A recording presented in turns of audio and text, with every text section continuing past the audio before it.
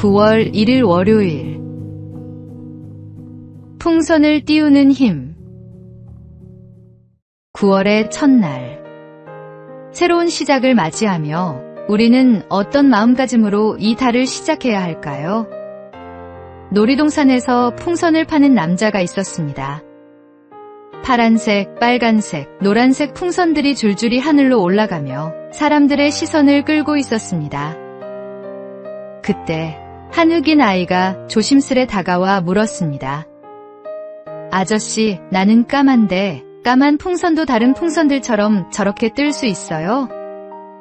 남자는 미소를 지으며 아이의 손을 잡고 말했습니다. 얘야, 풍선이 하늘로 뜨는 건 겉모습 때문이 아니란다. 안에 무엇이 들어있느냐가 중요하단다. 달을 시작하는 우리에게도 같은 원리가 적용됩니다.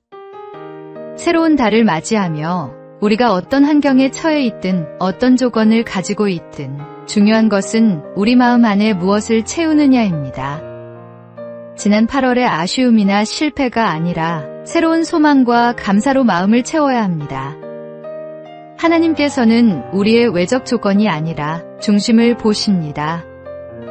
가을의 새로운 시작과 함께 믿음과 소망, 사랑으로 마음을 채울 때 우리는 어떤 상황에서도 하나님 안에서 높이 날아오를 수 있습니다. 이번 달도 내면의 힘으로 승리하는 복된 시간이 되기를 소망합니다.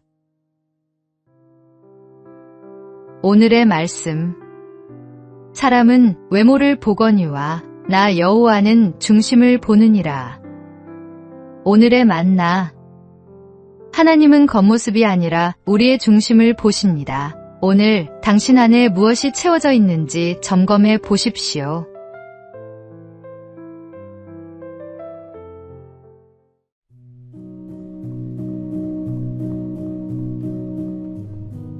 (9월 2일) 화요일.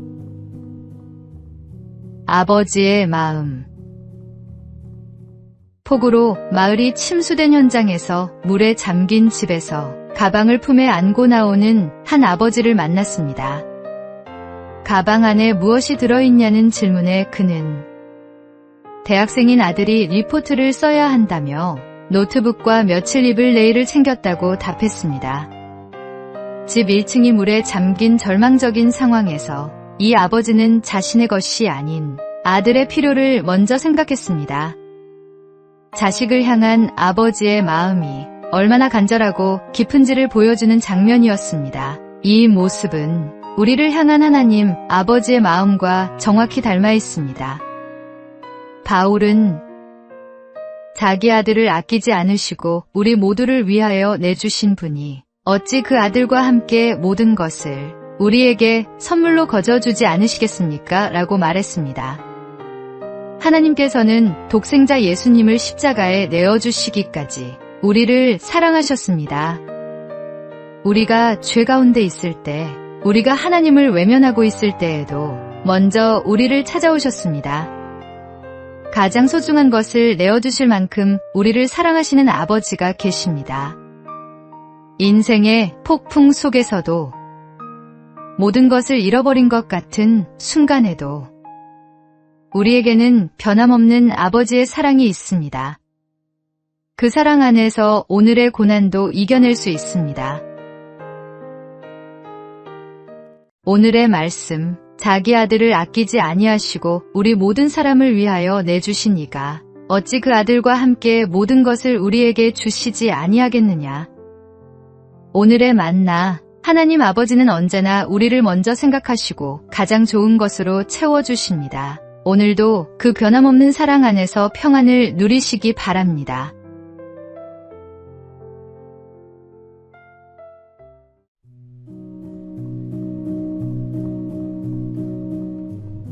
(9월 3일) 수요일. 시원한 커피에 담긴 따뜻한 마음. 강원도 춘천에서 일어난 작은 사건이 전국을 감동시켰습니다. 한 청년이 무더위 속에서도 시민의 안전을 위해 애쓰는 소방관들과 경찰관들을 보며 시원한 커피라도 사드려야겠다는 단순한 생각으로 민생회복 소비 쿠폰 18만 원 전액을 사용해 아이스 아메리카노 100잔을 구매했습니다. 2시간이 넘는 시간 동안 춘천소방서와 119 안전센터, 파출소를 직접 돌아다니며 커피를 한 잔씩 전달하는 그의 모습에서 예수님의 말씀이 떠올랐습니다. 누구든지 제자의 이름으로 이 작은 자 중 하나에게 냉수 한 그릇이라도 주는 자는 내가 진실로 너희에게 이르노니 그 사람이 결단코 상을 잃지 아니하리라 하시니라. 폭염 속 시원한 커피 한 잔이 바로 주님께서 말씀하신 그 찬물 한 그릇이었습니다. 이후 청년의 이야기를 들은 카페 사장님이 흔쾌히 동참했고 이 소식이 알려지자 커피점 본사에서는 청년과 사장님에게 각각 100만 원 상당의 선물을 보내기로 했습니다. 작은 선행이 더 큰 선행을 불러일으키는 아름다운 연쇄 반응이었습니다. 하나님의 나라는 거창한 일에서 시작되지 않습니다. 작은 친절, 작은 배려에서 시작됩니다. 주변에 수고하는 이웃을 향한 작은 관심이 세상을 따뜻하게 만드는 하나님 사랑의 통로가 됩니다. 오늘의 말씀. 이 작은 자 중 하나에게 냉수 한 그릇이라도 주는 자는 내가 진실로 너희에게 이르노니 그 사람이 결단코 상을 잃지 아니하리라 하시니라. 오늘의 만나. 하나님의 사랑은 작은 친절을 통해 이웃에게 전해집니다. 오늘 나도 누군가에게 찬물 한 그릇이 되어보시기 바랍니다.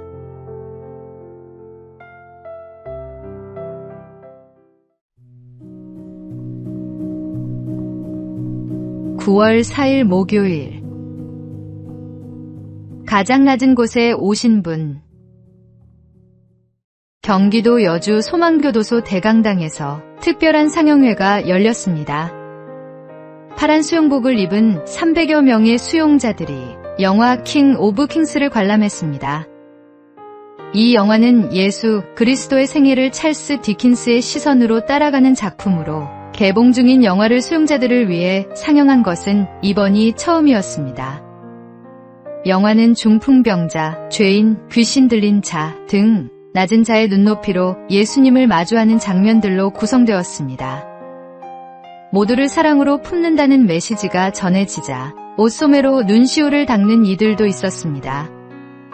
세상의 변두리에 선 이들과 함께했던 예수님의 이야기는 사회로부터 소외된 수용자들의 마음에 더욱 깊은 울림을 전했습니다.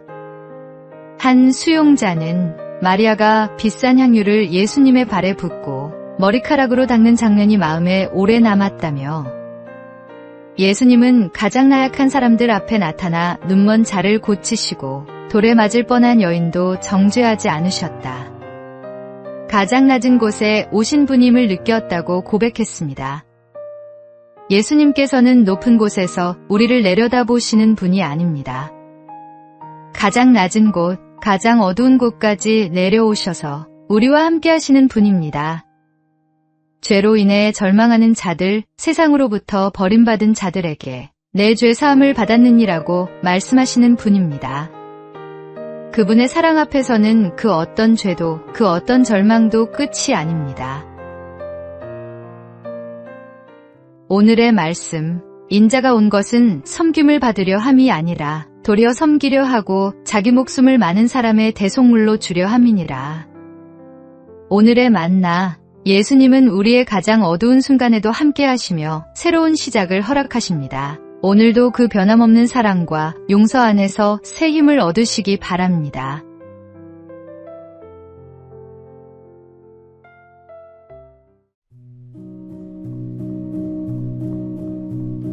(9월 5일) 금요일. 암과 같은 죄.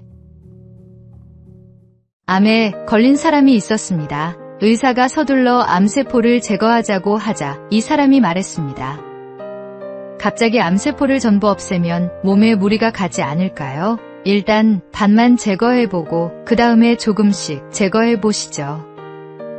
이 사람을 제정신이라고 생각할 사람은 아무도 없을 것입니다. 그러나 이 암이 죄라고 생각해 보십시오. 이 정신 나간 사람의 모습이 종종 우리의 모습이 아닙니까? 당장 끊어내야 할 죄인 줄 알면서도 주님께 조금만 더 기다려달라고 미루고 있지는 않습니까? 죄에 대해 다음과 같이 말한 니들러의 말을 기억하십시오. 다음 약속을 기약하는 친구들과 헤어지듯이 죄와 작별해서는 안 됩니다. 바울이 손에 붙은 독사를 불 가운데 떨어버리듯이 우리도 죄를 떨어내야 합니다. 죄인 줄 알면서도 그만두지 못한 행동들이 있습니까? 방 안에 핀 작은 곰팡이가 온 집 안에 퍼지듯이 죄는 처음엔 작아 보이지만 곧 산 전체를 뒤덮습니다. 지체하지 말고 죄를 회개하고 주님께 속히 돌아오십시오. 회개의 결단은 오늘이어야 합니다. 내일은 보장되지 않습니다. 죄가 우리의 삶을 점철시키지 않도록 지금 이 순간 마음에서 전부 떨어내십시오. 오늘의 말씀. 이와 같이 너희도 너희 자신을 죄에 대하여는 죽은 자여 그리스도 예수 안에서 하나님께 대하여는 살아있는 자로 여길지어다. 오늘의 만나. 작은 죄라도 방치하면 산 전체를 망칠 수 있습니다. 하나님 앞에 회개하며 깨끗한 마음으로 살아가십시오.